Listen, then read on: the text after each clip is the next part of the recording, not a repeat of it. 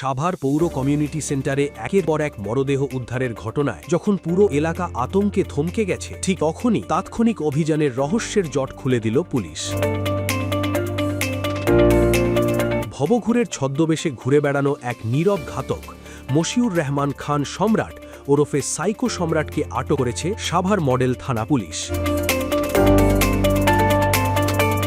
Police জানায়, মরদেহ উদ্ধারের পরপরই আমরা দ্রুত ঘটনাস্থলের সিসিটিভি ফুটেজ সংগ্রহ করি। ফুটেজ বিশ্লেষণ করেই সন্দেহভাজনকে শনাক্ত করা হয় এবং 2 ঘন্টার মধ্যেই তাকে আটক করা সম্ভব হয়। সিসিটিভি ফুটেজে ধরা পড়ে সাভারের সেই সিরিয়াল কিলারের দৃশ্য।